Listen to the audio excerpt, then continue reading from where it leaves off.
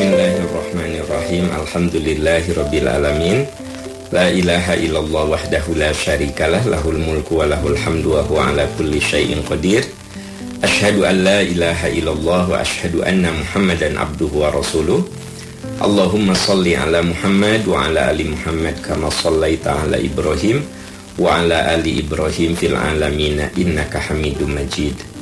Alhamdulillah, sahabat-sahabat sekalian, dengan izin Allah, tepatnya hari Senin 9 November 2020, atau sekarang ini kita ada di 23 Rabiul Awal 1442 Hijriah.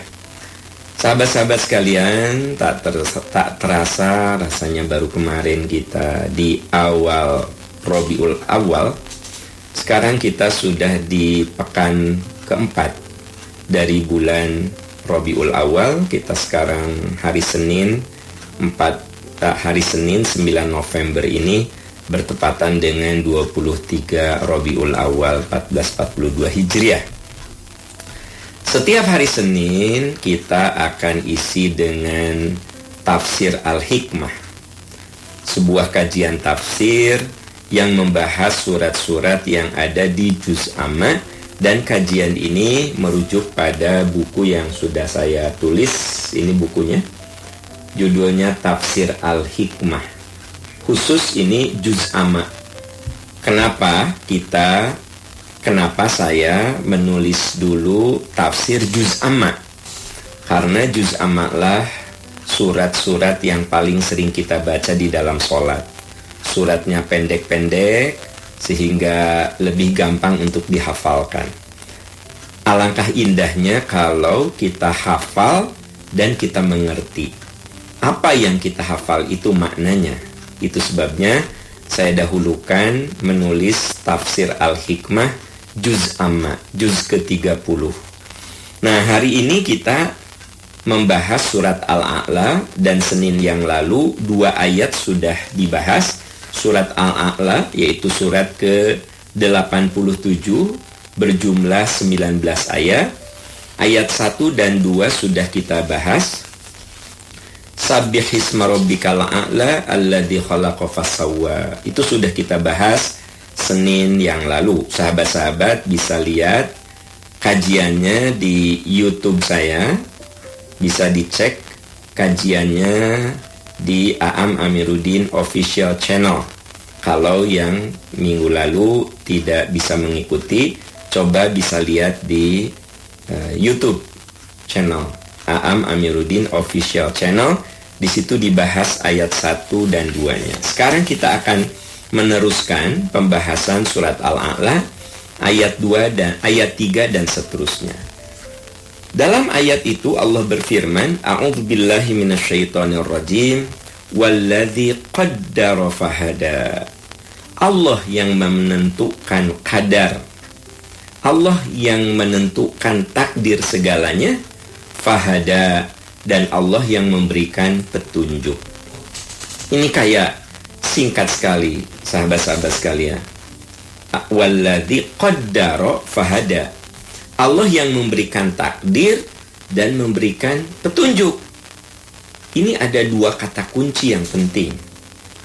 Sekalipun ayat ini kayak singkat ya, bukan kayak singkat, emang singkat. Walladzi qaddara fahada. Allah yang memberikan takdir dan Allah yang memberikan petunjuk. Sahabat-sahabat tercinta, ketahuilah dan yakinilah bahwa semua yang ada di alam ini ada takdirnya. Kalau tidak ada takdir, takdir itu takaran, ukuran, ya. Bumi mengitari matahari. Kenapa bumi tidak keluar dari orbitnya? Karena ada takdirnya. Ada satu takaran, ukuran yang membuat kecepatan bumi mengitari matahari itu menjadi terukur. Keluarlah penanggalan. 1 tahun kalau dibulatkan 365 hari. Kenapa bisa keluar angka yang konsisten? Karena bumi mengitari matahari itu ya konsisten, ya. Nah, jadi semua yang ada di alam semesta ini berjalan dengan rapi, dengan harmonis, tidak bertabrakan. Karena apa? Karena Allah sudah tetapkan takdir. Walladzi qaddara. Allah sudah beri takdir. Itu di alam semesta. Bumi mengitari matahari, bulan mengitari bumi, maka keluar penanggalan hijriah. Ya, kenapa kok bisa terukur ya? Bulan mengitari bumi sampai keluar penanggalan hijriah atau komariah. Berarti teratur, saudara-saudara sekalian. Kalau tidak teratur ya gimana bisa keluar angka yang akurat? Jadi bumi mengitari matahari, bintang-bintang yang ada di kesemestaan ini, dalam galaksi-galaksi yang dahsyat, ratusan miliar bintang, kok tidak bertabrakan? Kenapa? Karena ada takdir. Karena ada ukuran takaran. Nah, takdir yang ada di alam semesta ini juga ada pada diri kita. Pernahkah Anda datang ke laboratorium? Lalu di situ ada tulisan rujukan, ya. Nah, saya bisa katakan kolesterol saya tinggi. Kenapa? Karena melewati rujukan. Asam urat saya tinggi karena melewati rujukan. Nah, rujukan itu takdir. Saya begitu kolesterolnya 9, begitu asam uratnya 9, saya ini bermasalah nih dengan asam urat. Kenapa saya bisa mengatakan asam urat saya tinggi? Karena yang ada pada diri saya keluar dari takdir. Takdir yang sehat itu untuk laki-laki tidak lebih dari 7. Nah, jadi sebenarnya dokter bisa mengatakan Anda ada masalah dengan ini, lihat hasil lab, Anda harus begini, karena dokter melihat takdir. Takaran, ya. Saya tuh kok susah tidur, sering pusing. Pas datang ke dokter dicek, Pak Aam, ini sampai 150/100 nih tekanannya. Kenapa dokter mengatakan saya ini tensinya naik? Karena dokter punya takdir, ya. Ternyata saya di 150/100. Ini berarti saya keluar dari takdir orang yang tekanannya normal. Maka diberi treatment. Saya diberi obat. Nah, obat itu untuk mengembalikan supaya tekanan saya berada di takdir yang benar. Jadi, semua itu ada takdir, saudara-saudara sekalian. Nah, kalau kita keluar dari takdir, maka akan ada sesuatu yang masalah, something wrong. Saya tadi contohkan, dokter itu ngasih obat karena takdirnya keluar dari yang sehat begitu. Nah, makanya Allah katakan walladzi qaddara. Allah yang memberikan takdir. Ada kadar, ada ukuran, saudara-saudara sekalian. Nah, dari alam semesta ada takdir, ada ukuran. Dalam tubuh kita ada ukuran. Maka manusia pun saat menciptakan satu alat ada takdir. Coba Anda naik mobil, ya, begitu Anda pegang setir, di depan Anda ada apa? Ada apa? Ada indikator-indikator, ada ukuran kecepatan, ada ukuran panasnya mesin, ya. Makin canggih mobil Anda, maka indikator-indikator itu makin banyak dan makin menggambarkan kondisi mobil. Kalau mobil Anda kelas yang bagus, ban kempes aja ada tandanya. Kempes yang mana? Yang kiri, yang depan, yang belakang, kelihatan langsung begitu. Kita masuk, keluar informasi bahwa ban ini kurang angin, ya. Ternyata dia memberikan sinyal karena keluar dari takdir, ya. Jadi, sahabat-sahabat tercinta, di dalam dashboard mobil itu menunjukkan takdir-takdir. Nah, ada yang speedometernya 180, ada yang 240, ada yang 360. Makin besar cc mobil Anda, maka speedometernya pun menunjukkan sampai di 360, ya. Tapi kalau mobil yang 1000 cc, ya tidak mungkin lah 360. Ya nggak? Nah, itu namanya takdir, saudara-saudara sekalian. Jadi dengan demikian, kalau manusia itu hidup tanpa takdir, wah bakal jadi kacau. Karena apa? Tidak ada tolok ukur yang bisa menentukan ini di batas normal atau tidak normal.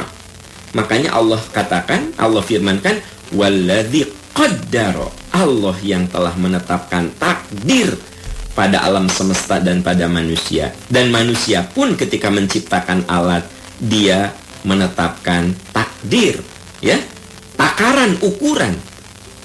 Nah, sahabat-sahabat tercinta, takdir itu ada dua. Pertama, ada takdir yang mubrom. Mubrom itu artinya kita tidak punya pilihan. Pokoknya itu saja, ya. Yang Allah kasih kita terima. Itu namanya takdir mubrom. Contoh, kita anak siapa? Anda anak siapa? Itu mubrom.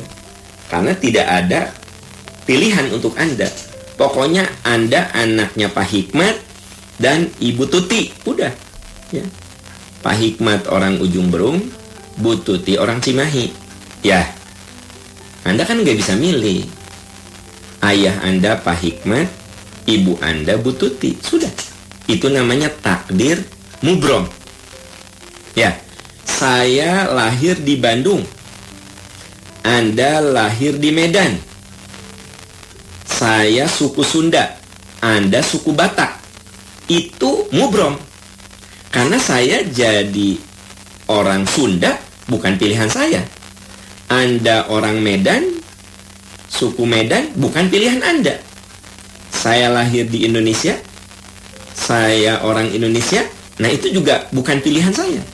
Jadi saudara-saudara sekalian, yang namanya takdir mubrom itu takdir yang sama sekali tidak ada intervensi dari kita. Termasuk wajah kita. Itu takdir yang mubrom. Itu sebabnya di dalam surat Al-Infitor Allah katakan, ya ayyuhal insan ma gharraka bi rabbikal karim alladzi khalaqaka fasawwaka fa'adalak fi ayyi suratin ma syaa rakkabak. Wahai manusia, kenapa kamu durhaka kepada Tuhanmu? Tuhanmu yang telah menciptakan dan membentukmu sesuai yang dikehendakimu. Hidung saya begini, mata saya begini, warna kulit saya begini, itu bukan pilihan saya. Kenapa? Allah yang memberikan takdir. Makanya saya tegaskan, coba Anda baca di Al-Infitor. Ya ayyuhal insan, wahai manusia, ma gharraka bi rabbikal karim. Mengapa sih kamu durhaka kepada Tuhanmu? Alladzi khalaqaka fasawwaka. Tuhan yang telah menciptakanmu, menyusunmu. Fa'adalak, memberikan keseimbangan kepada kamu. Fi ayyi suratin ma syaa rakkabak. Dalam bentuk apapun Allah berkuasa memberikan bentuk kepada kamu. Bentuk mata, bentuk hidung, ya, warna kulit, termasuk rambut kita. Nah, saudara-saudara sekalian, itu namanya takdir mubrom. Kita terima saja. Nah, yang kedua disebut dengan takdir mu'allaq. Kalau takdir mu'allaq itu takdir yang ada kaitan dengan ikhtiar kita. Coba Anda lihat di dalam surat Ar-Ra'd ayat 11. Innallaha la yughayyiru ma biqaumin hatta yughayyiru ma bi anfusihim. Allah tidak akan mengubah kondisi kamu, kondisi suatu bangsa, kondisi suatu keluarga, kondisi pribadi, hatta yughayyiru ma bi anfusihim, kecuali mereka berusaha untuk mengubahnya. Nah, ini yang disebut dengan takdir mu'allaq. Takdir yang ada kaitan dengan ikhtiar kita. Umur itu sudah ditentukan oleh Allah. Tapi sehat itu pilihan kita. Ya, saya ulangi. Umur itu takdir apa? Umur. Takdir mubrom. Bapak Ibu, oleh Allah sudah ditetapkan berapa umur Anda, berapa umur saya. Wala yu'akhirullahu nafsan idza jaa ajaluha. Kalau ajal seseorang itu tiba, tidak ada yang bisa menangguhkan. Berarti mati itu takdir mubrom. Tapi sehat itu takdir mu'allaq, ada kaitan dengan ikhtiar kita. Ya kalau hasilnya menunjukkan kolesterol saya tinggi, ya kudu ada ikhtiar pada diri saya bagaimana menurunkan. Kalau asam urat saya tinggi, harus ada ikhtiar pada diri saya bagaimana pola makan, pola hidup saya ini supaya asam uratnya normal. Kalau tekanan darah saya tinggi, maka saya kudu ikhtiar bagaimana menstabilkan, menormalkan tekanan darah saya. Itu namanya takdir mu'allaq. Jadi ada kaitan dengan upaya kita. Ini yang dikatakan dalam surat Ar-Ra'd, innallaha la yughayyiru ma biqaumin hatta yughayyiru ma bi anfusihim. Allah tidak akan mengubah takdirmu kecuali kamu berusaha. Ya. Tekanan darah saya nggak akan turun kalau tidak ada ikhtiar saya. Pola makan dibenerin, pola hidup dibenerin. Kalau memang saya perlu dibantu dengan obat yang rutin, saya minum obat yang rutin. Saya rutin memeriksakan diri ke dokter, konsultasi ke dokter. Supaya apa? Supaya tekanan darah saya normal. Itu wilayah ikhtiar. Jadi ada takdir yang kaitannya dengan ikhtiar. Makanya mohon maaf, kalau orang itu kena stroke, belum tentu takdir mubrom. Mungkin saja itu mah pilihannya. Ada orang yang stroke, itu sebenarnya bukan takdir, emang pilihannya. Udah dikasih tahu sama dokter, harus begini, harus begini, dia nggak hiraukan. Bapak berhenti merokok, anger ngerokok. Bapak kurangi goreng-gorengan, dia jalan saja makan gorengan. Bapak coba rajin olahraga minimal jalan kaki, tidak dipedulikan. Bapak coba kurangi garam, nggak dipedulikan. Kena stroke. Menurut Anda, takdir apa pilihan? Jadi kalau menimpa diri kita, jangan dulu ngomong takdir, jangan-jangan itu bagian dari pilihan hidup kita. Nah, hasilnya jadi takdir juga gitu loh. Ya nggak? Orang stroke karena dia tidak mengikuti anjuran dokter, stroke itu takdir, tapi ada pilihan dia. Tapi kalau orang sudah berusaha mengikuti saran dokter, udah diikuti, tapi kena stroke juga, nah itu namanya takdir mubrom. Ya? Oke, mudah-mudahan dengan cara ini kita bisa memilih mana yang karena keteledoran kita dan mana yang memang ujian dari Allah. Saya bawa mobil, ya saya ikuti rambu-rambu lalu lintas. Akhirnya saya selamat. Nah, itu selamat takdir, tapi ada saham saya. Ada ikhtiar saya. Itu yang disebut Allah tidak akan mengubah kondisi satu kaum kecuali kaum itu mau ikhtiar gitu loh. Ada orang yang bawa mobil ugal-ugalan, udah gitu mobilnya juga nggak layak dipakai untuk kecepatan tinggi. Ya, bannya udah gundul, remnya juga tidak pernah diservis. Wah, pokoknya ugal-ugalan. Terjadi celaka. Anda bilang ini takdir bukan? Ini takdir buruk pilihannya gitu. Nah, saudara-saudaraku sekalian, semoga dengan ini kita paham bahwa takdir itu ada dua. Ada yang mubrom, itu 100% kuasa Allah. Ada yang mu'allaq, ada kaitan dengan ikhtiar kita. Tugas kita mencari takdir-takdir yang bagus. Ya, Umar bin Khattab pernah sebagai khalifah mau melakukan perjalanan kenegaraan ke negeri Syam. Tapi baru seperempatnya perjalanan dapat informasi bahwa di sana sedang terjadi wabah cacar. Pada saat itu cacar adalah wabah yang sangat menakutkan. Ya, apa yang dilakukan oleh Umar, saudara-saudara sekalian, radhiyallahu anhu? Umar pulang lagi, nggak jadi ke Syam. Nyampe di Madinah, Abu Ubaidillah, seorang sahabat senior juga, mengkritisi Umar. Ya Amirul Mukminin, Anda lari dari takdir Allah, gitu kata Abu Ubaidillah. Apa kata Umar? Benar, aku lari dari takdir Allah yang buruk, mencari takdir Allah yang baik. Nah, jadi sahabat-sahabat, kalau jelas di sana bakal ada kemadorotan, ya Anda kudu ikhtiar, jangan ke situ. Gitu loh. Ya, makanya kita pakai masker, kita rajin cuci tangan, kita jaga jarak, ya. Itu sebenarnya bagian dari ikhtiar mencari takdir yang baik, gitu. Jadi jangan lagi kuna banyak kan orang udah pakai masker, udah rajin cuci tangan, jaga jarak, tetap kena. Nah, berarti Anda tidak percaya kepada takdir mu'allaq, yaitu takdir yang ada kaitannya dengan ikhtiar. Kan tugas kita mah ikhtiar. Nanti kena atau tidak, eta takdir mubrom. Nah, saudara-saudaraku sekalian, ayat ini saya katakan singkat, tapi dalamnya luar biasa. Walladzi qaddara, Allah yang menetapkan takdir. Nah, jabarannya itu banyak tadi. Ada takdir mu'allaq, ada takdir mubrom. Kita ini hidup di antara ikhtiar dan takdir. Tugas kita selalu mencari takdir yang baik.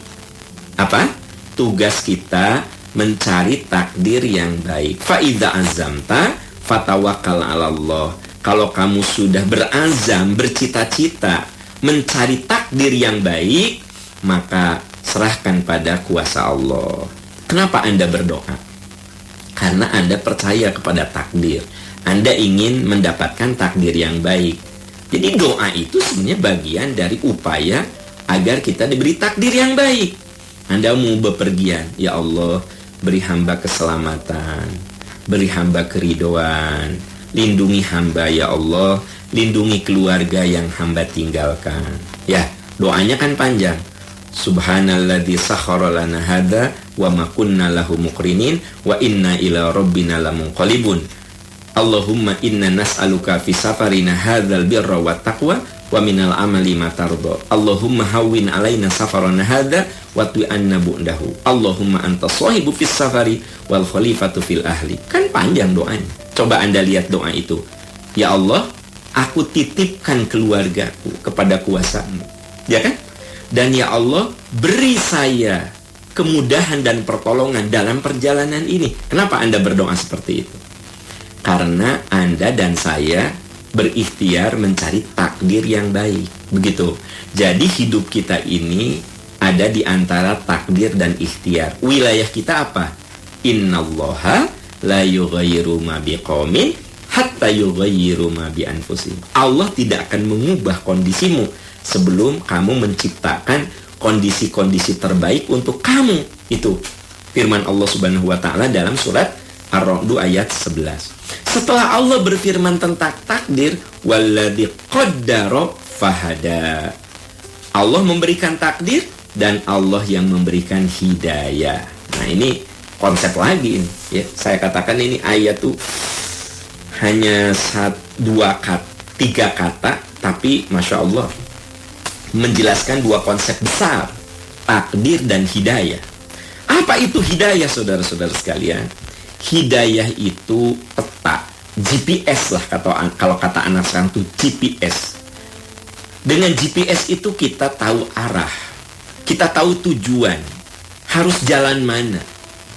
Kalau saya mau ke satu tempat, lalu saya pakai GPS, itu kan lebih gampang. Oh, ternyata lurus ke sini, belok sini. Nah, tetapi kalau saya tidak pakai GPS, maka sangat mungkin saya akan tersesat. Hidup itu seperti kita dalam sebuah belantara. Hidup itu seperti dalam sebuah belantara yang tidak ada kompas, tidak tahu arah. Nah, Allah menurunkan kepada kita kompas. Allah menurunkan kepada kita GPS. Allah menurunkan kepada kita peta. Dengan peta, dengan GPS, dengan kompas, kita tahu harus ke utara, harus ke selatan, harus ke timur, apa ke barat. Ya, itu fungsi kompas, itu fungsi GPS, itu fungsi peta. Harus lurus, harus belok, atau bagaimana? Saudara-saudaraku sekalian, Allah telah memberikan kepada manusia itu hidayah supaya manusia tidak tersesat dalam belantara kehidupan. Nah, bagaimana bentuk hidayah yang Allah berikan? ternyata ada 5 macam hidayah yang Allah berikan kepada kita. Pertama, yang paling mendasar adalah hidayatul ilhami atau wijdani, yaitu hidayah berupa naluri yang Allah berikan kepada kita, sehingga kita bisa survive menghadapi hidup. Coba perhatikan, Bapak Ibu, ibu-ibu terutama. Perhatikan, kalau ibu melahirkan, ya, lalu ibu mau memberikan ASI kepada anak, kan sebenarnya dia ditempelkan di dada ibu dan dia dibiarkan untuk mencari. Ya, itu kan yang bagus katanya. Bukan ditempelin, ya. Tapi apa? Dibiarkan. Dan anak ibu akan menemukan sumber kesehatan dan keselamatan dia. Akhirnya dia bisa mengambil ASI dari ibu. Pertanyaan saya, apakah ibu mengajari? Ya, ibu mengajari tidak? Bagaimana cara dia menelan ASI? Ya, bagaimana cara dia menghisap ASI? Enggak kan? Ibu nggak ngajarin kan? Itulah hidayatul wijdan namanya. Coba ibu, bapak, kalau anak kita masih bayi, dia kan belum bisa ngomong. Tapi tangisan itu adalah hidayah, petunjuk.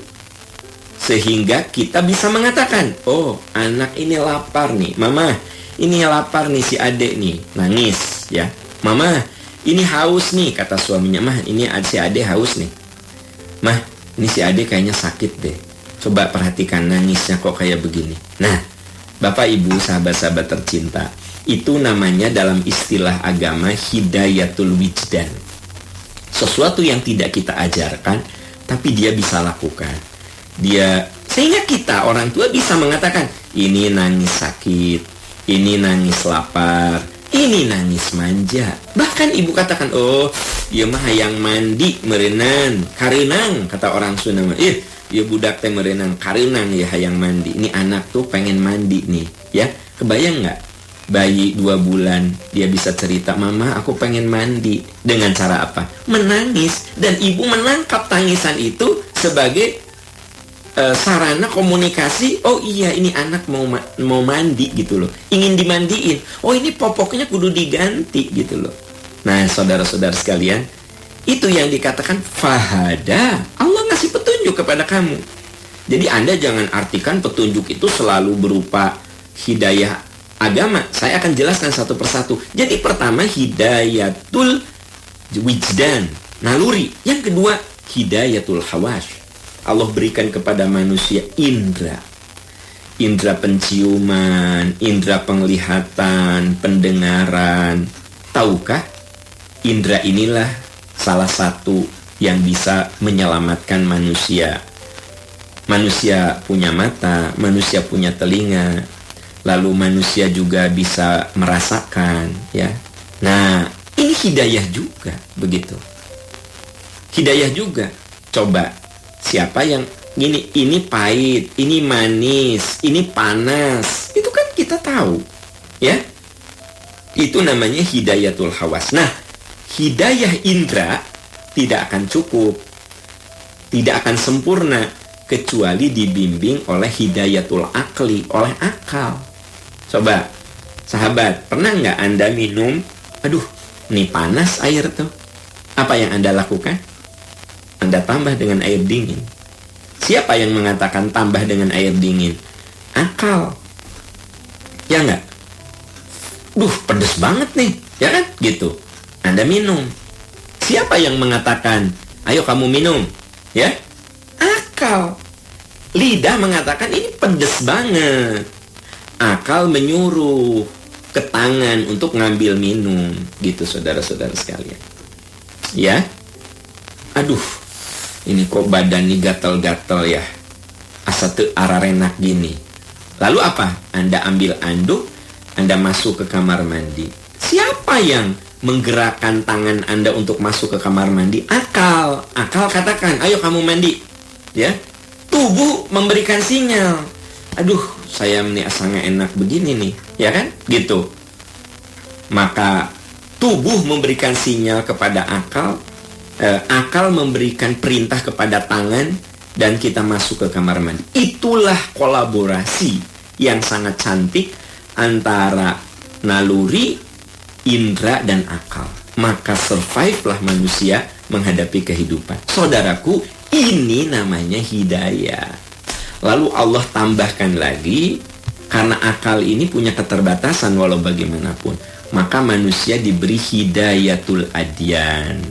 Manusia dibimbing dengan agama. Karena agama inilah nanti yang akan menjawab persoalan-persoalan yang tidak bisa dijangkau oleh akal. Ya, kan dunia akal itu dunia empirik dan dunia rasional. Ya, kalau anak-anak mahasiswa suka menghafalnya, apa itu akal? Yang bisa dijangkau oleh akal? Akal mah sebatas melakukan logiko, hipotetiko, verifikatif. Itu akal. Wilayah akal kan gitu. Ya nggak? Logiko, dia punya logika-logika. Ya, hipotetiko, dia membuat hipotesis-hipotesis. Ya, logiko, hipotetiko, verifikatif. Lalu diverifikasi. Itu kan wilayah akal. Akal masih gitu. Pokoknya logik dan bisa dibuktikan. Udah, itu wilayah akal. Tapi ketika keluar dari sesuatu yang logik dan keluar dari sesuatu yang tidak bisa diverifikasi, masuk di situ agama. Contoh, Anda yakin nggak setelah mati bakal ada kehidupan?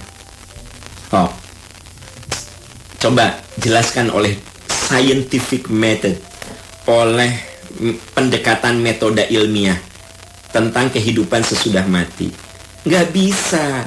Karena wilayah akal itu hanya wilayah yang logik, hanya wilayah yang hipotetiko dan verifikasi.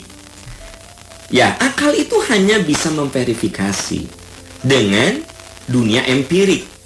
Setelah logika kita membuat perkiraan-perkiraan, maka keluarlah ilmu, maka keluarlah teori, maka keluarlah teknologi gitu.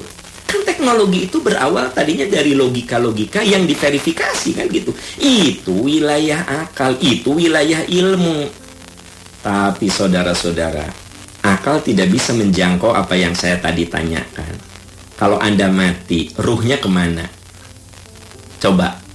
Dokter nggak bisa cerita. Karena dokter itu hanya wilayah logiko, hipotetiko, verifikatif. Dokter hanya mengatakan tanda-tanda kehidupan sudah tidak ada. Batang otaknya sudah mati, respon sudah tidak ada, finish. Dia mati. Itu dunia kedokteran. Tapi seorang dokter tidak bisa dengan kajian-kajian scientific methodnya mengatakan ruhnya ada di mana. Dokter udah angkat tangan. Disitulah wilayah agama masuk. Bahwa orang yang mati itu ruhnya ada di alam barzah. Ruhnya itu ada dua kemungkinan. Bisa tersenyum, bisa menangis. Nah, itu wilayah agama, saudara-saudara sekalian. Bahwa orang yang mati itu betul tulang daging, kulitnya bisa menyatu dengan tanah, tetapi ruhnya itu abadi. Itu mah wilayah agama, bukan wilayah akal, bukan wilayah sains, ya kan? Begitu. Nah, inilah yang disebut hidayatul din, hidayatul adyan. Nah, setelah hidayatul adyan, yaitu agama yang memberikan penjelasan-penjelasan terhadap sesuatu yang tidak bisa dijelaskan oleh akal, maka yang kelima adalah hidayatul taufik. Hidayatul taufik itu artinya kemampuan kita untuk mengamalkan apa yang sudah kita yakini. Begini, saya yakin bahwa setelah mati bakal ada kehidupan. Anda yakin setelah mati bakal ada kehidupan. Coba, apakah cukup begitu? Maka saya dan Anda beramal soleh. Ya nggak? Kita berbekal diri, kalau ada rezeki kita infak, kalau ada rezeki kita wakaf, ya. Kalau ada ilmu kita berbagi, kalau kita ada tenaga juga berbagi, ya. Kenapa coba? Karena kita yakin mati itu bukan ending, tapi mati itu awal. Betul, mati itu adalah ending untuk rumus kehidupan. Tapi sebenarnya mati itu awal kehidupan. Karena setelah mati kita bakal ada kehidupan baru. Nah, itu kan wilayah agama. Lalu kita berbenah diri. Oh iya, umur saya udah segini. Masa sih saya tidak berbekal di usia segini? Ya kan? Gitu. Mulailah dosa maksiat ditinggalkan. Mulailah berbekal. Karena walau bagaimanapun kita akan pulang. Belajarlah dari saudara-saudara kita yang sudah berpulang. Kalau dia orang kaya raya, apakah mobil mewahnya dibawa ke kuburan? Apakah emas permatanya dibawa ke kuburan? Apakah tabungannya dibawa ke kuburan? Kalau kita belajar ya dari orang yang sudah mati. Enggak juga. Kita belajar dari yang sudah mati. Apakah yang sudah mati itu rata-rata sudah sepuh? Ya memang banyak yang udah sepuh. Tapi kan ada anak muda yang sudah mati. Ya, yang usianya jauh di bawah saya ada. Adik saya saja sudah tidak ada. Ya kan? Beberapa teman saya juga sudah wafat. Saya berpikir, oh iya ya, berarti yang namanya mati mah nggak ada rumus. Bisa yang lebih muda duluan. Ya, bisa, kenapa tidak? Makanya adik-adik saya tercinta nih di sini yang hadir, sahabat-sahabat tercinta yang masih muda-muda. Jadi jangan gini, ada orang mah masih muda, aku mah kan masih muda. Cek orang Sunda, orang mah ngoraken ya tuh, masih panjang perjalanan. Kata siapa? Coba perhatikan. Ada orang yang gagah, badannya atletis, rajin olahraga, meninggal mendadak. Tapi ada orang yang udah sepuh, sakit-sakitan, sering masuk rumah sakit, nggak meninggal-meninggal. Berarti mati, memang ada rumus. Nah, kita berbekal, kita beramal soleh. Amal soleh itu namanya hidayah taufik. Jadi ajaran agama yang kita terapkan dalam kehidupan itu namanya taufik. Jadi saya ulangi bahwa Allah itu memberikan takdir, waladhi qaddara, memberikan takdir, fahada, dan Allah pun memberikan arahan, memberikan petunjuk, ya, memberikan hidayah. Hidayah itu ada 5. Ada hidayah berupa naluri, ada hidayah berupa indera, ada hidayah berupa akal. Nah, untuk ini saja manusia bisa survive menghadapi kehidupan. Maka Allah beri 2 hidayah untuk menghadapi kehidupan yang lainnya. Hidayatul-din, hidayah agama. Hidayah agama inilah yang kemudian manusia sadar bahwa dirinya itu terikat oleh fana, terikat oleh kesementaraan. Dan kemudian Allah memberikan kepada kita hidayah yang disebut dengan taufik, yaitu bagaimana kita berjuang mengamalkan apa yang sudah kita tahu. Di dalam surat Al-Qasas ayat 56 Allah berfirman, innaka la tahdi man ahbabta walakinnallaha yahdi man yasha wa huwa a'lamu bil muhtadin. Coba Anda lihat surat Al-Qasas ayat 56. Apa katanya? Sesungguhnya kamu tidak bisa memberikan hidayah. Jadi hidayah mah balik ke kita gitu, ya. Saya sebagai ayah tidak bisa memberikan hidayah sama anak-anak saya sekalipun saya sangat mencintainya. Saya cuma mengarahkan, nah kamu begini, begini, begini. Balik lagi kepada pilihan dia. Ya, ibu punya suami, ibu sayang sama suami ibu. Ibu boleh memberikan masukan, ayah, hidup itu kan tidak abadi. Ya sedikit-sedikit atau ayah beramal kita teh, ya. Ulah ieu mah ari mobil mahal ayah teh bisa beli. Ari wakaf nggak pernah, sedekah nggak pernah, atau ayah. Dan kalau ayah meninggal tuh mobil-mobil yang di garasi teh nggak akan dibawa. Tuh motor-motor yang ada di garasi teh nggak akan dibawa, atau ayah. Ya, atau sedekah lah, wakaf lah. Nah kan gitu. Anda boleh ngomong sama suami Anda dengan santun, tapi tetap balik ke dia. Makanya ada ayat yang mengatakan, faman syaa falyu'min wa man syaa falyakfur. Kalau kamu iman itu pilihan kamu. Kalau kamu mau kufur itu pilihan kamu. Makanya Allah berfirman, innaka la tahdi man ahbabta. Kamu tidak akan bisa memberikan hidayah kepada orang yang kamu cintai. Walakinnallaha yahdi man yasha. Ya, Allah yang berkuasa memberikan hidayah kepada yang dikehendakinya. Artinya, Allah akan memberikan hidayah kalau orang itu mengambil hidayahnya. Jadi kalau saya umpamakan, hidayah itu seperti cahaya matahari. Ya, Allah kasih itu cahaya matahari. Tapi kalau saya diam di dalam ruangan ini, nanti siang jam 8 gitu ya, matahari udah terang. Jam 10 udah kerasa. Kalau saya ingin supaya mendapatkan vitamin D ya, jam 10, jam 11 saya sebenarnya bisa keluar dari ruangan saya. Ini ruangan perpustakaan saya nih. Saya di ruang perpustakaan, di ruang kerja saya di sini. Nah, tapi kalau saya tidak keluar dari ruangan ini, mana dapat saya cahaya matahari? Ya nggak sih? Nah, itu yang dikatakan bahwa Anda boleh ngasih tahu ke saya, Pak Aam, ya cobalah berjemur sehari 10 menit, 15 menit, dari jam 10 sampai jam 12, biar dapat vitamin D tuh, ya kan? Anda ngomong ke saya, dan saya pun tahu. Tapi kalau saya tidak mau keluar dari ruangan ini, mana dapat saya cahaya matahari? Nah, itu yang dikatakan, kamu boleh ngasih tahu, tapi tetap balik kepada pilihan orang itu. Makanya innaka la tahdi, kamu tidak bisa gitu memberikan hidayah, menggerakkan orang, karena balik lagi ke orang itu.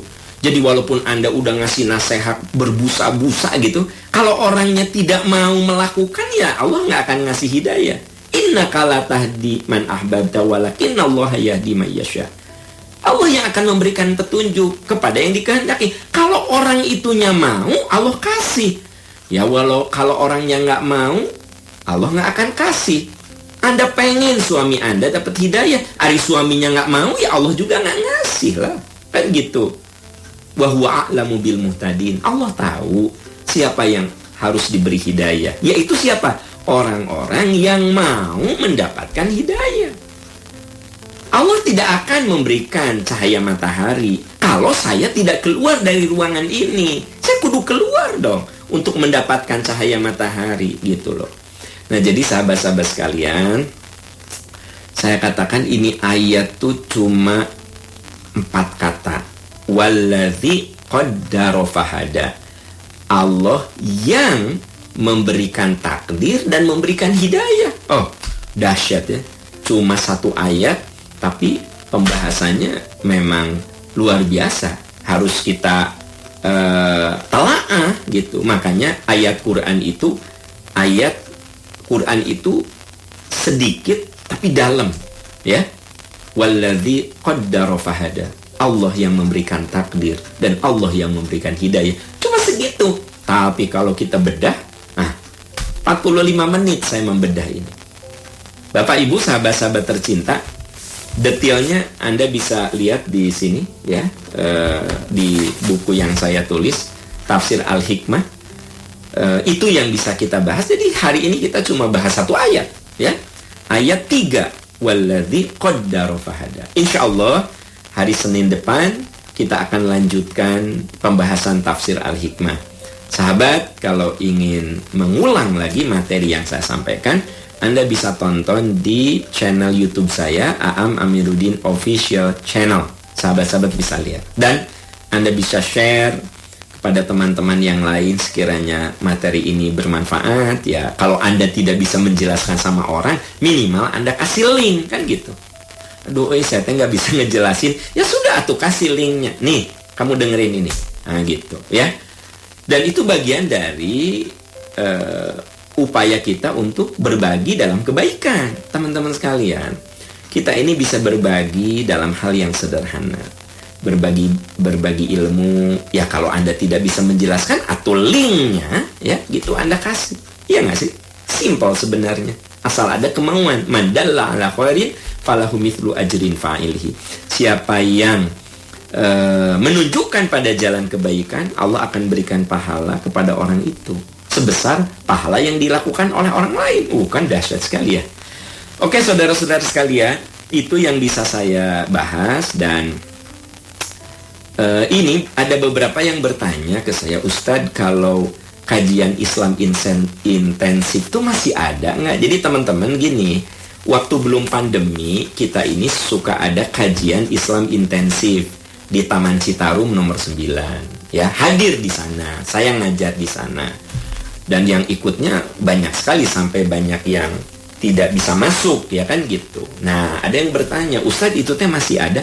Ada Bu, tapi dalam bentuk online. Nah, jadi besok, nah ini sekalian informasi, besok itu ada kajian temanya mengetuk pintu tobat.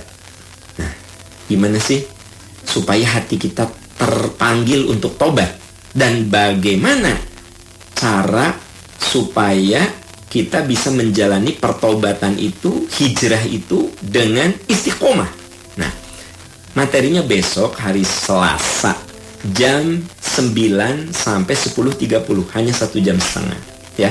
Ini namanya kajian Islam intensif online.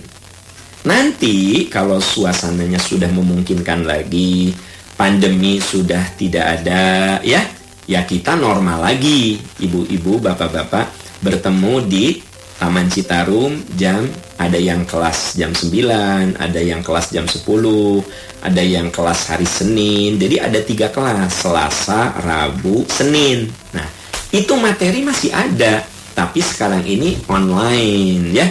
Informasi lebih jauh bagi sahabat-sahabat yang ingin, Bapak Ibu yang ingin ikut kajian Islam intensif, yang biasanya offline, yang biasanya langsung bertatap muka, sekarang ini udah beberapa bulan ini online sebenarnya. Sudah berjalan, Bu, ya. Judulnya Mengetuk Pintu Tobat. Judulnya Mengetuk Pintu Tobat. Nah, infonya bisa sahabat-sahabat lihat, atau bisa datang ke Taman Citarum 9 deh, ya. Atau bisa telepon ke 7103100. Atau ada telepon lainnya 0878 2588 3858, ya. Nah, ini perlu saya sampaikan karena beberapa waktu banyak yang bertanya. KII, kajian Islam intensif, besok jam 9.00. Nah, sementara kajian Al-Hikmah itu memang didesain, emang itu mah online sejak awal, ya. Kajian Al-Hikmah itu akan dilaksanakan Rabu malam. Judulnya apa? Hilangnya malu. Wah, teman-teman sekalian, hilangnya malu. Kata Nabi, orang itu akan ada dalam kesesatan kalau rasa malunya sudah hilang. Ya nggak sih? Ngomongin kekurangan suami di IG, kan hilang rasa malunya. Ngomongin istri di IG, ya kan gitu. Kadang suami lagi posisinya nggak bagus, difoto, diupload di IG. Istri lagi melakukan sesuatu yang sebenarnya itu aibnya, diupload di IG. Wah, pokoknya medsos tuh sudah membuat rasa malu kita hilang, ya. Nah, kadang-kadang ada anak-anak remaja yang malah kitanya yang jadi malu, ya gitu. Ada orang yang berperilaku walaupun dia sudah dewasa melakukan sesuatu yang nggak layak gitu. Nah, ini akan kita bahas mengapa sih rasa malu itu hilang. Karena di antara tanda iman itu kan ada rasa malu. Terus kalau rasa malunya nggak ada gimana? Nah, itu akan dibahas hari Rabu di kajian Al-Hikmah online. Jadi hari Selasa jam 10 itu jam 9 itu kajian Islam intensif, ya. Mengetuk pintu tobat. Kalau hari Rabu malamnya adalah Al-Hikmah online. Bapak Ibu sahabat-sahabat, itu informasi. Dan terakhir tentu saja saya mengucapkan jazakumullahu khairan katsira pada Anda yang sudah berpikiran futuristik bahwa hidup itu tidak abadi. Keabadian kita itu di sana, di alam barzah. Yuk berbekal dengan wakaf.